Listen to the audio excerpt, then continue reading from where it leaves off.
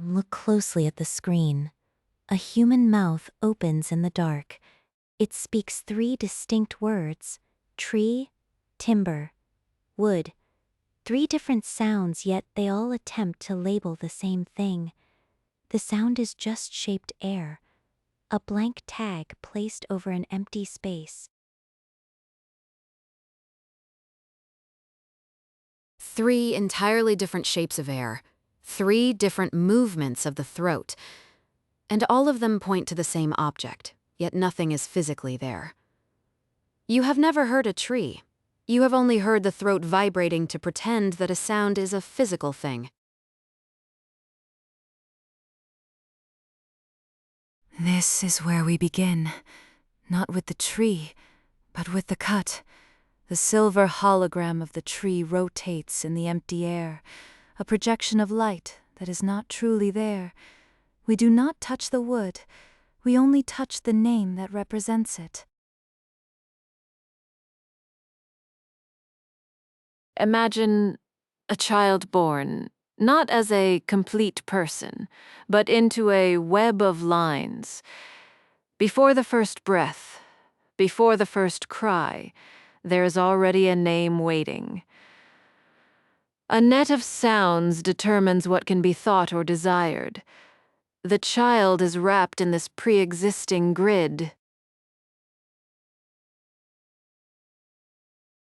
Lacan called this grid the signifier, or, in French, le signifiant. It is not the word for a thing or a simple label. The signifier is the grid itself. Think of it as a concrete mold. It constructs the empty space before any object is placed inside. The grid creates the space where things appear. Without these lines, there is no thing. There is only the undifferentiated, chaotic real. And this wild, wet mass of roots does not know you exist. This film explores that cut, the division of language, and the cage it builds. The signifier is the atom of the psyche, the smallest unit of what makes you a subject. But the terrifying truth is that you do not speak the signifier. You are merely a shape caught inside a steel cage of lines. You are spoken by the language itself.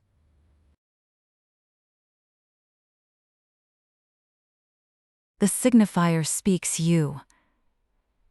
Let us begin again from the mouth.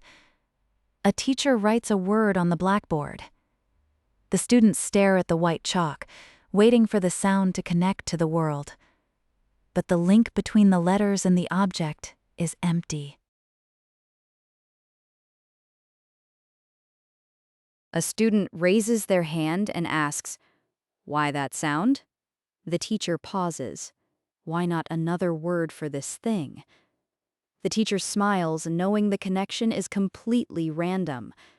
The word projected on the cracked wall is a temporary name, a label stuck to a mystery. Look at the word projected in the light. It has no natural link to the stone behind it.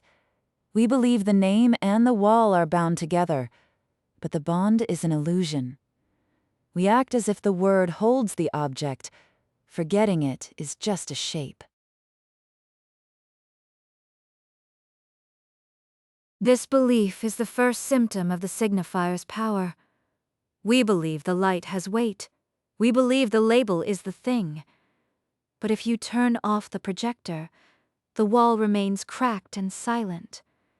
The word is just a shadow cast upon the concrete. Ferdinand de Saussure showed that the relation between signifier and signified is arbitrary. There is no natural link between the sound and the concept. The chalk lines on the board show a division. The connection is a collective agreement, a script we must follow to speak. We speak a collective agreement, a script that Ferdinand de Saussure believed was stable. He argued that the signifier was arbitrary, yes, but once chosen, it pointed to a fixed concept. Lacan said no. The blackboard line separates them. Meaning is a moving target, always sliding away. Meaning slides under the word like water under ice. The word justice means one thing to a judge, another to a revolutionary, another to a philosopher, another to a child. The letters remain identical, but the child in the cradle is already caught in the shifting net of these changing words. We communicate not because words mean things, but because meaning is always deferred. The projected letter shines on the wall, but it points to another word which points to a third. We follow the beam of light, but we never touch the source of the projection. The signifier is a wall, and meaning is merely the shadow that the wall casts. Look at the chalk diagram. A horizontal line separates the top from the bottom. Above the line, the sound, the material vibration. Below the line, the concept, the ghost we try to grasp. Lacan saw the horizontal bar as a barrier. He saw a concrete wall separating the materiality of language from the illusion of meaning. It is a solid obstacle. You cannot walk through it. You can only look at the cracks and guess what lies on the other side. Imagine a sound wave hitting a wall. The wave is the signifier, the physical vibration of air from the throat. The wall is the bar, and on the other side of the wall, a ghostly hologram, a projection of dust in the light. We speak, but the words hit the barrier. The signified is not a thing in the world. It is a hallucination produced by the mouth speaking. When I say tree, there is no wood in my throat. There is only the shape of the mouth. Yet your mind immediately builds a picture of a forest. The brain projects a model. A tree appears. But this image is not stable. It flickers. It changes. It is a low-fidelity draft that drops details. The paths in the wireframe brain are worn deep by the words we use, but the reflection is never complete. The word tree, spoken by a gardener, projects one image. Spoken by a child, it projects another. The word remains the same, but the silver hologram rotates, shifting its shape in the light. We look at the same projection, but we see entirely different trees. Lacan formalized this behavior. He wrote that the signifier represents the subject for another signifier, not the thing itself. The signifier represents you, the child in the dark room, for another signifier in the chain. You are caught forever in the web of these lines. Signifier calls to signifier. One bar of the steel cage connects to the next. You, the subject, are produced in the gap between them. You are not the master of the cage. You are the prisoner watching the shadows of the bars cast upon the floor. You are the prisoner. Meaning is the shadow passing by. And the bar is the steel that keeps the wild world out. Let us look at how these bars are joined together. Let us look at the needle that stitches the fabric of our reality. We look at the heavy needle that stitches the fabric of our reality. stitching points where words like justice gather. Around justice, other words cluster: law, order, fairness, punishment. The word attempts to anchor them, but the shifting letters slide on the cracked concrete wall. A politician uses a word to mean order. A revolutionary uses it to mean change. A child uses it to mean fairness in games. Meaning slides under the word like water under ice. The child is surrounded by these shifting threads, looking for a place to stand. This sliding is the engine of desire. If meaning were fixed, we would stop speaking. We would get what we want and be quiet. But because the hologram is made of light and air, we keep reaching out. We keep chasing the rotating shadow, wanting more. Lacan called the anchor the quilting point. Think of a heavy needle piercing a leather mattress. The fabric is sliding in all directions, loose and shape-free. Then, the needle strikes, pulling the silver cord tight. The fabric is pinned down, gathered around a single point. The stitch is arbitrary. It could have been made anywhere.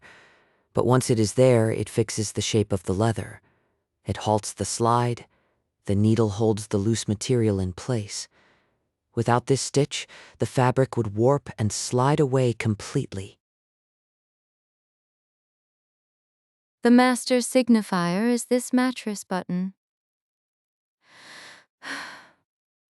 It is the word that stops the sliding of all other words. It has no meaning of its own. It is empty, but it anchors the leather. It says, "This is what you are talking about." It holds the structure. Lacan described the movement of the needle entering and exiting the fabric as, in French, le point décapitant.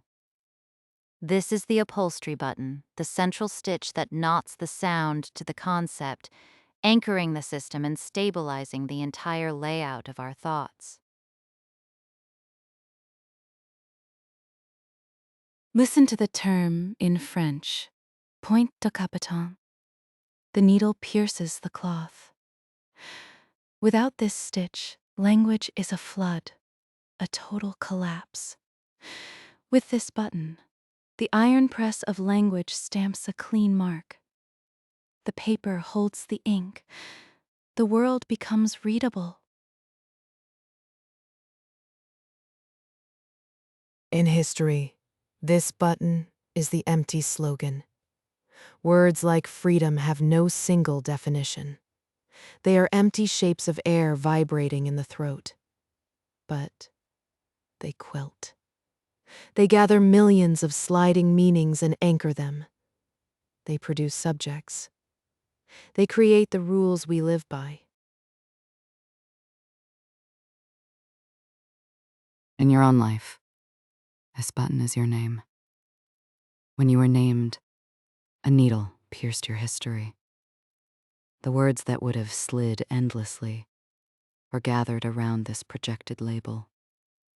And from that very point, you emerged as a subject, bound forever to a word.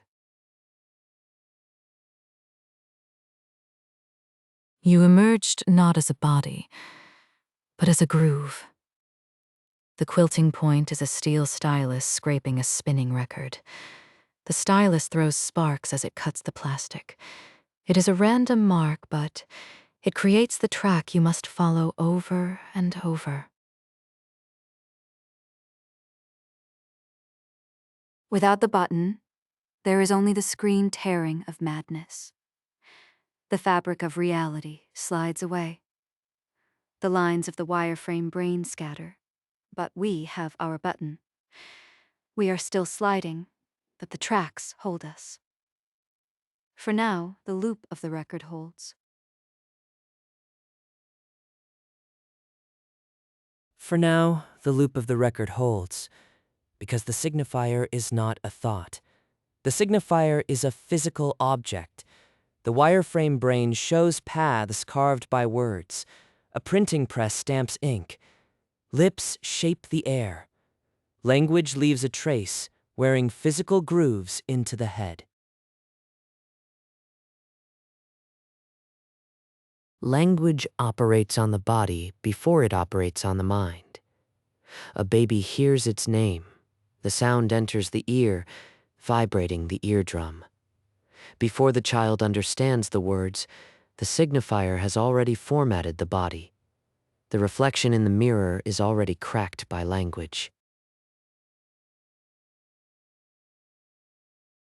Language is a physical stamp. It shapes the nervous system. When the voice fails, we feel the terror. The larynx vibrates, but the words do not come. The throat moves, but the air is empty. The speaker is trapped outside the chain, unable to make a mark.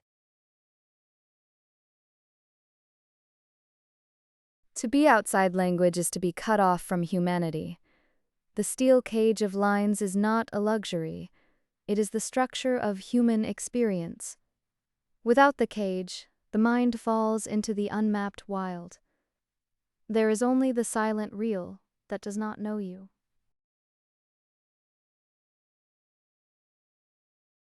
The real does not care. Look at the wet roots in the dark. Lacan defined the process. The signifier represents the subject for another signifier. Here, in French, le signifiant acts as the anchor, and the subject is born in the gap between the roots.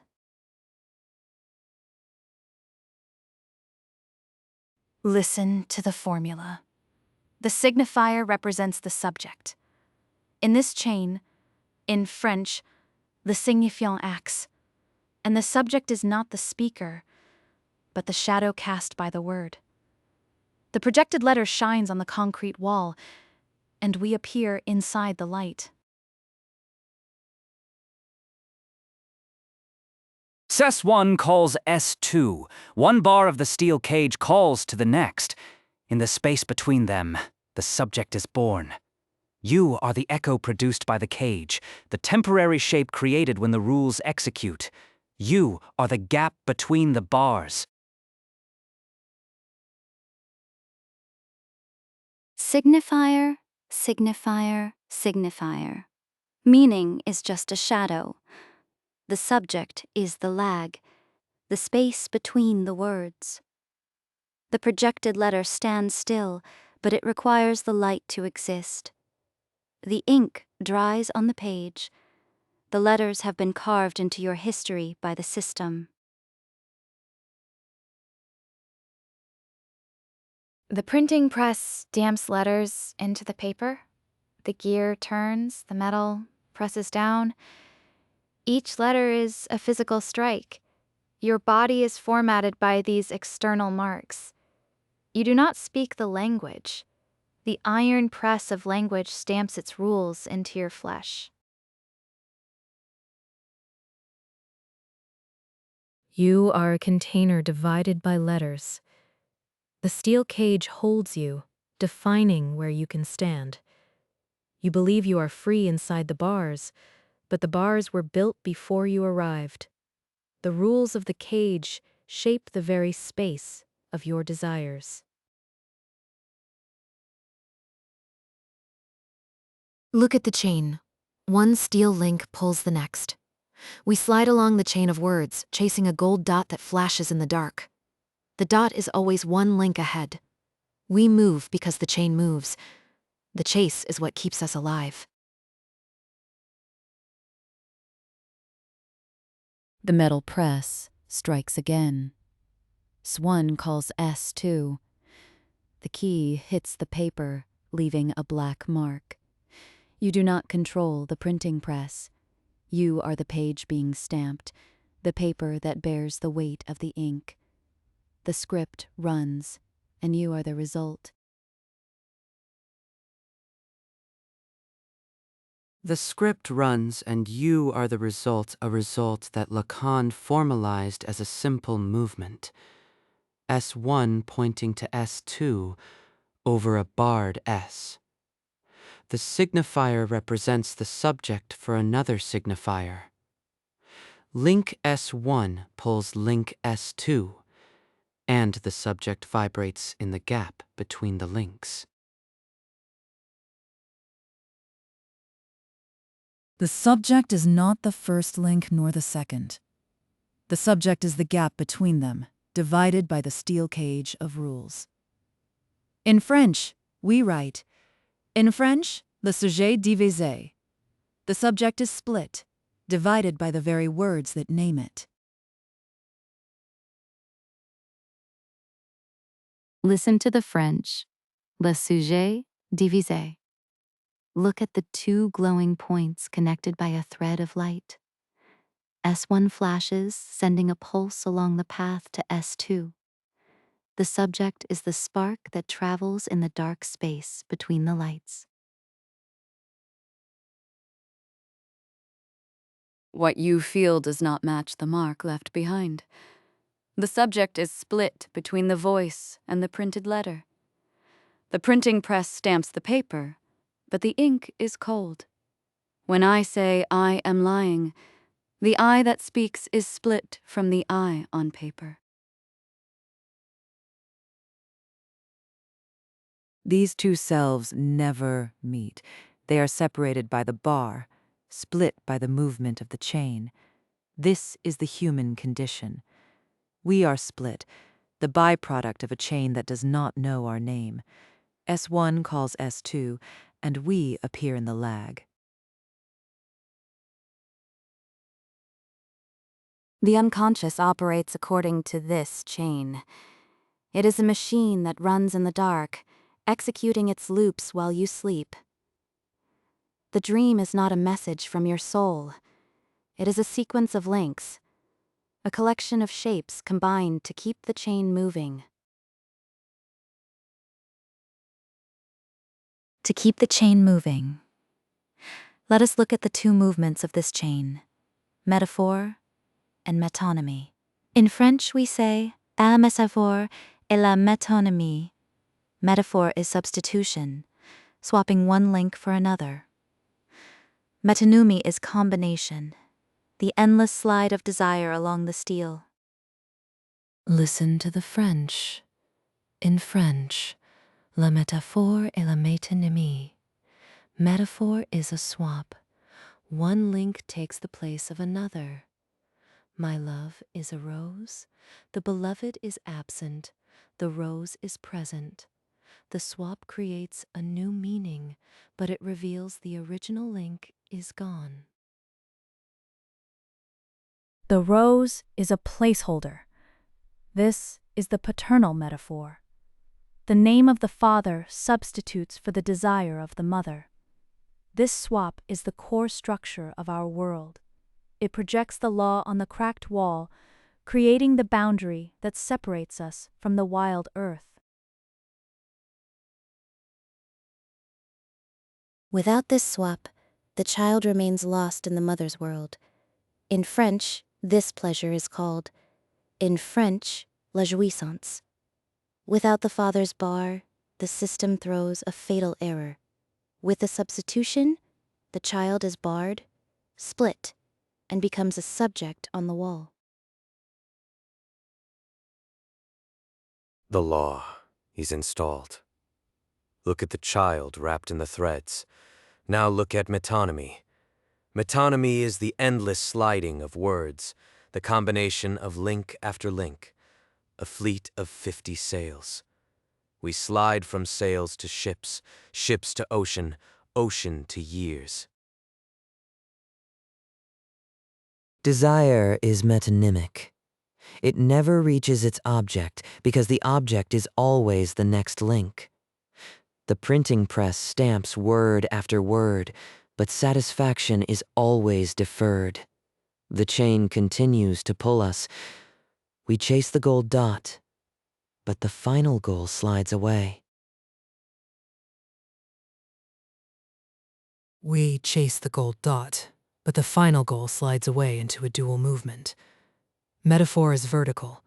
It substitutes, standing in to create meaning. Metonymy is horizontal. It slides, deferring arrival to create desire. Together, they are the two axes of the signifying chain. Every word substitutes for another.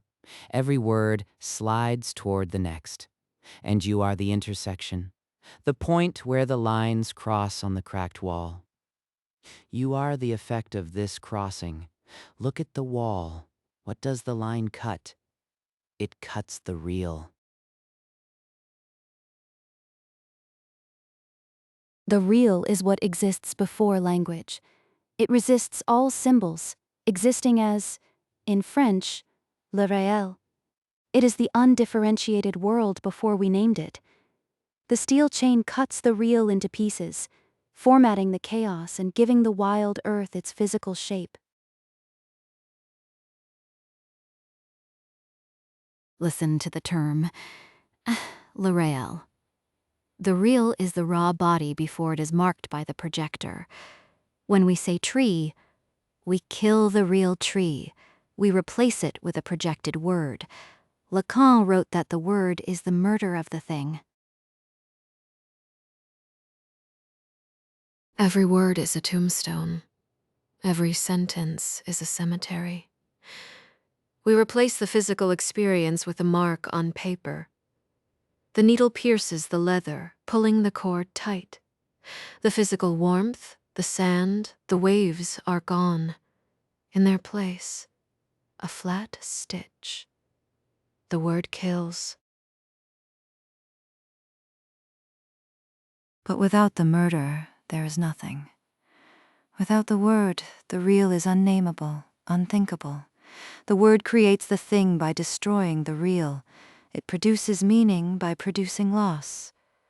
The subject is what remains, the remainder of this cut, the missing piece, the lost object. The missing piece. In French, we call this, in French, l'objet petit, the object cause of desire, the lost remainder of the real. It is the scrap of flesh that escaped the needle. It is the hole in the fabric, the void we chase in all our wanderings. Listen to the French. Un l'objet petit. It is the item you search for in the dark, the promise of completion that leaves you empty. It is not what we desire, it is what causes us to desire. It is the hollow space around the needle.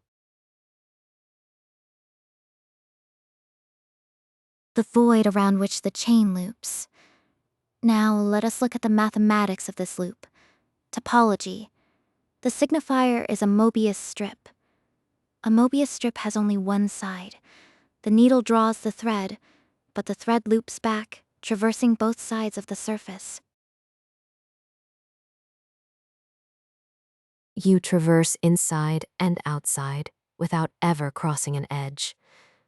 The needle binds them. The inside is meaning, the outside is matter. But they are the same side.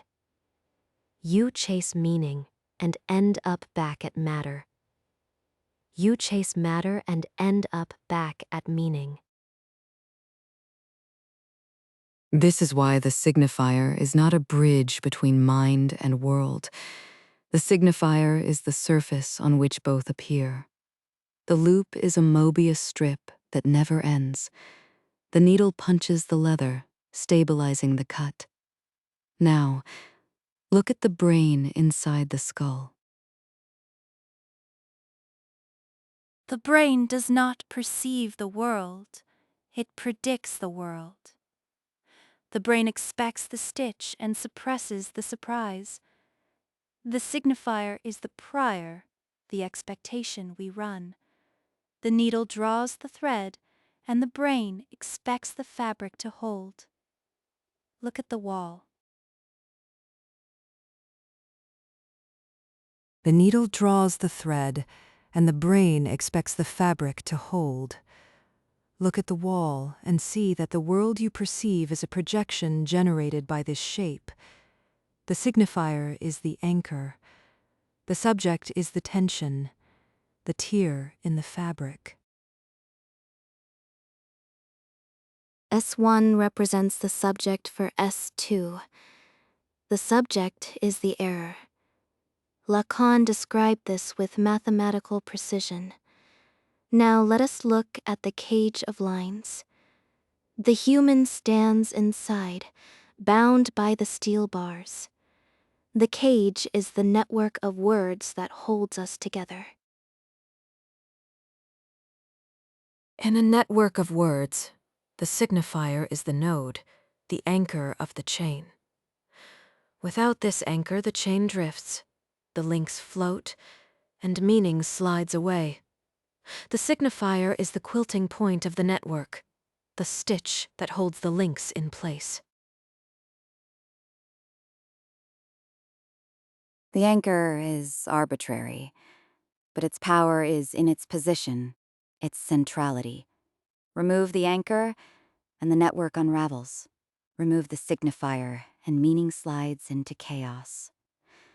Remove the name, and the subject inside the steel cage dissolves. This is the mechanism of the word. The concepts are nodes, the associations are edges.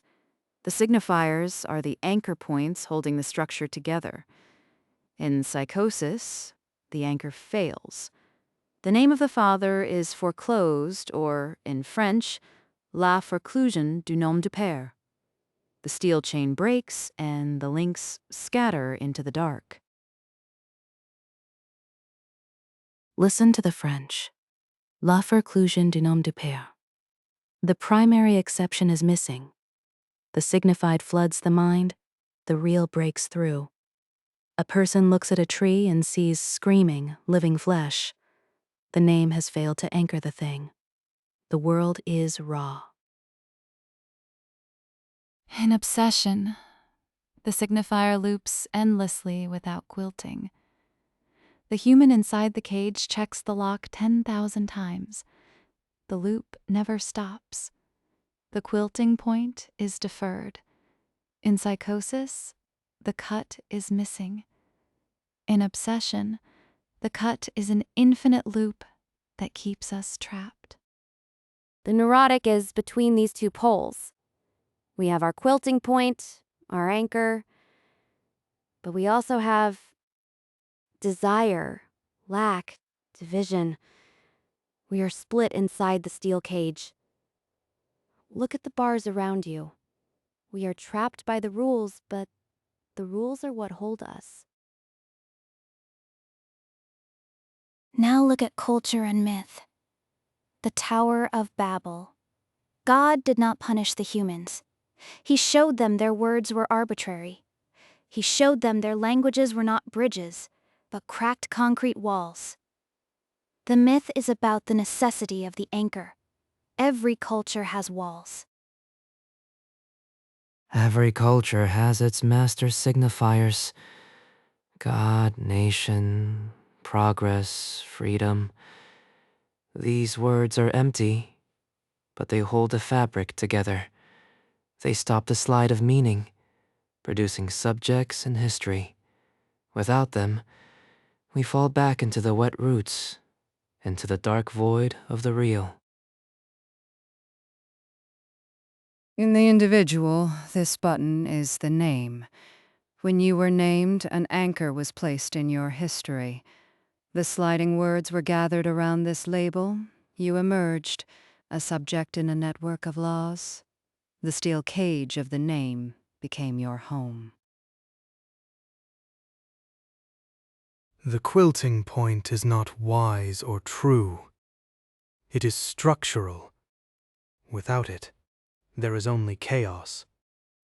The silver coin splits down the middle, separating the sound from the value. The two halves fall away. The gears jam, and the heavy printing press crumbles into silence. The gears jam, and the heavy printing press crumbles into silence. The coin splits, and the formal mapping of every symbol to a value collapses. The cracked concrete wall stands between symbol and truth. There is always a raw remainder that can never be reached.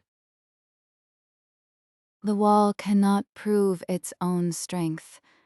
There is always a gap in the wet roots. The signifier is the symbol, the meaning is the theorem. The unprovable truth is the subject, the real. The symbol is the label, the subject is the missing stone in the wall. Look at your body. Try to think of fairness without any words. You cannot. Your feeling of justice is already colonized by the word. The signifier produces the feeling, creating the space where it can appear. The word is in your flesh, carved by the system. The word is inscribed on your body, installed by history. You are not a person who uses language. You are a language that uses a person. The silver hologram of the tree rotates, representing the subject for another signifier. S1 says tree, S2 says green. The subject is the gap between them, the nothing that speaks. The signifier is the atomic instruction, the smallest unit. You do not control the mold. The mold stamps you. S1 calls S2, and you appear in the shadow of the rotating hologram, a split subject. Lacan declared that the subject is merely the effect of the signifier. We are not the master. We are, in French, l'effet, the byproduct of the language repeating. S1 calls S2, and the split produces you. The unconscious is structured like this rotating image of light. Listen to the French, l'effet. The voice speaks, the throat vibrates, and the subject is born in the latency of the printing press. We are barred, split, divided. Look at the diagram. Above the line, signifier. Below the line, signified. The bar is a wall. The bar is a concrete wall. The signified slides. A sliding puzzle keeps rewriting the destination image. We trace a path. It sends us to another track. The spinning record loops endlessly. Meaning is a shadow.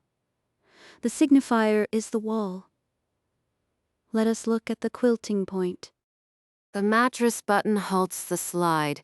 It gathers the fabric, holding the shape. The master signifier is this button. It has no meaning, but it quilts the network. S1 represents the subject for S2. S1 is the button. S2 is the fabric. The subject is the stitch. The subject is the stitch. Look at the twisted metal ribbon floating in the dark. It is a Mobius strip. In French, we write. In French, le signifiant represent le sujet pour un autre signifiant. The signifier represents the subject for another signifier. The loop is flat. Here the French, le signifiant represent le sujet. The speech has absolute clarity. S1 calls S2. The subject is split, divided by the bar. The division is castration, the cut of language. Before the word, the body. After the word, the split subject on the wall. Think of a delayed echo in a deep canyon. You shout a word, but there is a delay before the sound returns. The subject is split between the command and the action. When I say, I am lying, the statement is a lie. The speaking throat tells the truth. The speaking self tells the truth, yet these two selves never meet. They are separated by the bar, split by the latency of the loop. S1 calls S2, and we appear in the twist of the Mobius ribbon. S1 represents the subject in the gap. The dream is a collection of signifiers combined and substituted to keep the loop running. Let us look at metaphor and metonymy. Metaphor is substitution, swapping one signifier for another. Metonymy is combination, the endless slide of desire along the twisted metal surface of the ribbon. Metaphor is a character swap on a stage. My love is a rose. The beloved is absent. The rose is present. The substitution creates meaning. In this swap, we reveal that the beloved was always absent. The wireframe brain model shows the paths where the swap occurs. The name of the father substitutes for the desire of the mother. This swap is the core structure. It creates the law, the steel fence of the symbolic. Without this swap, the child remains lost in the mother's world. With the substitution, the wireframe paths are laid down, and we are split. The law is installed. Now look at metonymy. Metonymy is the endless sliding of signifiers, the combination of word after word, a fleet of 50 sails. We slide from sails to ships, ships to ocean, ocean to years. The iron press of language moves, never resting, never arriving. Desire is metonymic. It never reaches its object because the object is always the next signifier. Think of a gold coin rolling down a street that slips away just as you reach. You run, but satisfaction is deferred. The heavy gears turn, and the chase continues. The goal slides away. Metaphor is vertical. It substitutes creating meaning. Metonymy is horizontal. It slides, deferring arrival. Together, they are the axes of the chain, the axes of meaning and desire. The gears press down. Every word substitutes. Every word slides. And you are the intersection of the metal plates. You are the effect of this crossing. Look at the wireframe head. Now look at the reel. What does the signifier cut? It cuts the reel. The reel is what exists before language. It is the raw world before we named it. The word cuts it, giving it form. Lacan argued that the word is the murder of the thing. Language performs, in French, le meurtre, killing the physical object. Every word kills what it names, introducing absence. When I say tree, the real tree is gone. In its place, chalk dust, a concept on the wall. Listen to the concept of the murder of the thing. Every sentence is a cemetery. We replace the physical experience with a projected label, a photo of a vacation replacing the actual beach. The physical warmth, the sand, the waves are gone. Only the cold light on concrete remains. But without the murder, there is no thing. Without the signifier, the real is unnameable. The signifier creates the thing by destroying the real. It produces meaning by producing loss. The needle pulls the silver thread, anchoring the void. The subject is what remains, the missing piece. In French, we call this, in French, l'objet petit, the object cause of desire, the lost remainder of the real. It is the scrap of flesh that escaped the light. It is the projected word we search for, the prize that promises completion but leaves us empty. The search for the lost object leaves you empty, because the surface we travel is a Mobius strip. Imagine an ant walking its surface. It perceives the twist as a horizon. You traverse inside and outside without ever crossing an edge, mapping the flat surface of the psyche. The inside is meaning, the outside is matter, but they are the same side.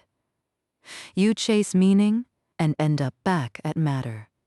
You chase matter and end up back at meaning. The needle punches the leather, drawing the thread to show that the loop has no edge. The signifier is not a bridge between mind and world. The signifier is the surface on which both appear. The connection is a loop, a Mobius strip that never ends. The patient looks at the cracked mirror, seeing the split reflection of their own voice. The Mobius strip is the formalization of the structure, the shape of the cut. Now look at the brain. Predictive processing. The brain does not perceive the world, it predicts the world. The rotating hologram of the tree is the expectation model, the prior generated by the mind. The world you perceive is a hallucination generated by the model. The signifier is the prior. The subject is the prediction error that cannot be suppressed. The surprise, the split reflection in the cracked mirror, what the brain's predictive shape cannot account for. S1 represents the subject. The brain's model represents the world for the next prediction. The subject is the error. Lacan described this with mathematical precision. Now let us look at the upholstery needle. In a semantic network, the signifier is the node, the stitch that anchors the sliding fabric. The needle anchors the sliding material. Without this terminal node, the fabric drifts, the edges float, and meaning slides away. The signifier is the quilting point of the graph. The stitch is arbitrary, but its power is in its position. The needle stops the slide. Its power is centrality. Remove the node, and the network unravels. Remove the signifier, and meaning slides into chaos. Remove the name, and the subject dissolves. The cracked concrete wall stands where the structure fails. The barrier becomes an obstacle, and the world is lost. In psychosis, this terminal node fails. The name of the father is foreclosed, or, in French, la foreclusion du nom du père. The massive concrete tower crumbles, and its stones dissolve into a rain of falling letters. The anchor is missing. The signified floods the mind, and the real breaks through. A patient looks at a tree and sees screaming living flesh. The signifier tree has failed to hold. The world is raw. The projected letter on the cracked wall flickers, unable to anchor the meaning. In obsession, the signifier loops endlessly without ever quilting the fabric. The patient checks the spelling 10,000 times. The signifier never reaches the signified. The chain never stops. The needle punches the leather, but the thread never knots. The quilting point is deferred. In psychosis, the cut is missing. In obsession, the cut is an infinite loop. The neurotic is between these two poles. We have our quilting point, our projected label on the wall, but we also have desire, lack, division. We are split. Now look at culture and myth. The Tower of Babel. God did not punish the humans. He scattered their words. God scattered their words to show them that their signifiers were arbitrary. He showed them their languages were not bridges, but walls. The crumbling tower is a structural revelation, showing the necessity of the quilting point. Every culture has its master signifiers. These empty words hold us. They stop the slide of signifiers, producing subjects and history. In the individual, this button is the name. When you were named, a number was written on the concrete wall. The sliding words were gathered around this label. From that mark, you emerged a subject of law. The quilting point is not wise or true. It is structural. Without it, there is only chaos. Let us look at formal systems. Gödel numbering. Every symbol is mapped to an integer. The scrolling numbers on the wall represent a formula that can never prove its own consistency. In any sufficiently powerful system, there are unprovable truths. The wall cannot prove its own consistency. There is always a remainder. The green blackboard displays the chalk, but the mark cannot represent the subject. The unprovable truth is the real. The subject is the incompleteness. The signifier is the encoding. The subject is the incompleteness. The real is the unprovable. Look at the numbers scrolling on the wall. Try to think of justice without any words. You cannot. Your feeling of fairness is already colonized by the letters carved into your memory. The signifier is in your flesh, installed by history. You are not a person who uses language. You are a language that uses a body. The wet roots in the dark show the raw life before S1 represents the subject for S2. S1 says tree, S2 says green. The subject is the gap between them, the nothing that speaks. The printing press stamps its heavy gears into the paper. You do not control the execution. The metal stamps you. S1 calls S2, and you appear in the latency of the strike, a split subject. Lacan declared that the subject is merely the effect of the signifier. We are not the master.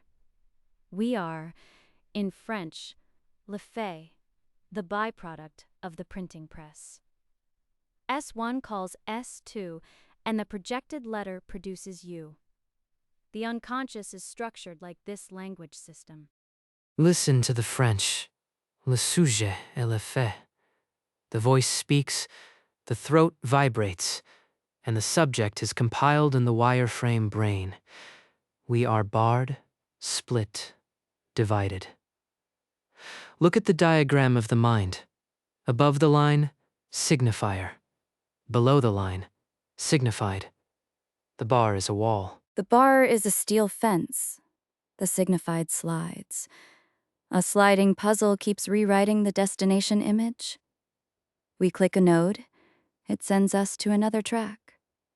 The spinning record loop is infinite. Meaning is a shadow. The wireframe brain tracks this movement. The signifier is the wall. Let us quilt. The mattress button halts the slide. It gathers the fabric, holding the shape. The master signifier is this button. It has no meaning, but it quilts the network. S1 represents the subject for S2.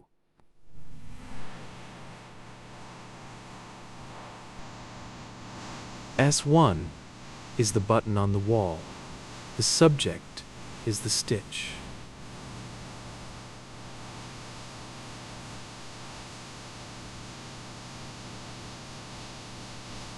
The subject is the stitch. S1 calls S2. In French, the signifiant represent le sujet pour un autre signifiant. The signifier represents the subject for another signifier. The gears of the printing press turn, and the voice of the speaker projects the terms powerfully. The gears of the printing press turn, and the voice projects the terms powerfully so you can hear the French. Le signifiant représente le sujet. S1 calls S2. The subject is split, divided by the bar. After the word, there is a split subject. Think of a delayed echo in a deep canyon. You shout, but there is a delay. The subject is split between the command and the action. When I say, I am lying, the I of the statement is a liar. The speaking self is hidden in the wet roots. These two selves never meet. They are separated by the bar, split by the latency of the projection. S1 calls S2, and we appear in the lag. The unconscious is structured like this language because it runs this exact path. The projected word is the gap. The dream is a collection of signifiers combined and substituted to keep the loop running. Let us look at metaphor and metonymy. Metaphor is substitution, swapping one signifier for another. Metonymy is combination, the endless slide of desire along the projected words on the wall. Metaphor is a character swap on a stage. My love is a rose. The beloved is absent, the rose is present. The substitution creates meaning. In this swap, we install the name of the father playing on the French homophones for the name, the prohibitive no, and the non-dupes who err. The name of the father substitutes for the desire of the mother. This swap is the core structure. It creates the law, the steel fence of the symbolic. Without this swap, the mouth remains open in the dark, lost in pleasure. With the substitution, the child is barred, split.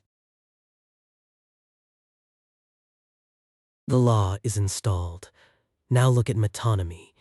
Metonymy is the endless sliding of signifiers, the combination of word after word. A fleet of 50 sails. We slide from sails to ships, ships to ocean, ocean to years. The gears of the printing press move, a chase. Desire is metonymic. It never reaches its object because the object is always the next signifier. The throat vibrates. The larynx moves in the light, but satisfaction is deferred. The chase continues. We chase, but the goal slides. The voice seeks what the word cannot hold. Metaphor is vertical. It substitutes, creating meaning. Metonymy is horizontal. It slides, deferring arrival. Together they are the axes of the signifying chain, the axes of meaning and desire. The baby in the dark cradle is caught at the crossing of these two crossing lines. You are the effect of this crossing. Now look at the real. What does the signifier cut? It cuts the real. The real is what exists before language. It is the undifferentiated continuum, the worlds before we projected the letter on the cracked concrete wall. Lacan argued that the word is the murder of the thing. Language performs, in French, le meurtre, killing the physical object. The typewriter key strikes the paper with a heavy click, leaving a black mark. Every word kills what it names, introducing absence into the world. Listen to the concept of the murder of the thing. Every sentence is a cemetery. We replace the physical experience with a word, a photo of a vacation replacing the beach. The physical warmth, the sand, the waves are gone. Only the fading dot of light remains.